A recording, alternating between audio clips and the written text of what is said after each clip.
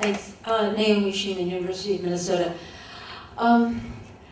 There's so much that's been going on at this incredibly wonderful conference. And I think one of the things that, at least for me, is emerging is just how deep these problems go and how fundamental they are, not just to moral thinking, moral theorizing, but to ontology. I mean, what kinds of things there are. And I think we're trapped in overly simple pictures, or we demand overly simple pictures, that moral considerability is going to be determined by what kind of thing one is, as though that's a fact about this thing taken in abstraction or isolation. And I think if we pick up on the strands that have been running through the conference, and most recently in Eva's remarks about how deep relationship goes, I mean, it isn't just that Eva cares about Sesha differently than about an animal. I care about Sesha. I've never met Sesha. Sesha is Eva's daughter.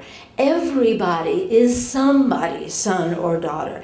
It's a deep and important fact about human beings that they start out inside the body of another human being.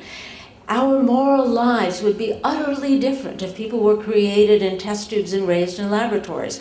I can't speculate about how they'd be different. I'm a Wittgensteinian, I don't do that kind of thing.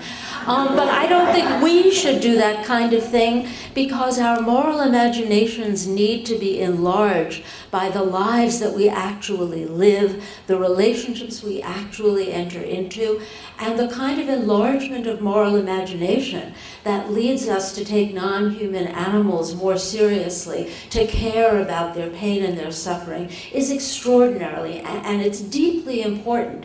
And there are people who are helping to push me in that direction. As a carnivore, it's hard, but I'm being pushed, but I'm not being pushed by people who analogize cognitive capacities. I'm being pushed by pictures, by images, by stories, by the enlargement of sympathies. The other thing about relationship is I've adopted a feral cat. The ontological status of that animal has changed. It's not just that you can't do things to her now that you could perhaps when she was feral because it would hurt me. She's a different kind of being because of that. When Duchamp took a urinal and stuck it on the wall, he changed the ontological status of that urinal. I mean, the ontological status of things does not inhere in them as separable individuals. It's all of it relational. And that means we live in a world of relationships, of stories, of enlargement of moral imagination. And the idea that we can replace that hard, embodied relational work with thought experiments, I think it just leads us astray.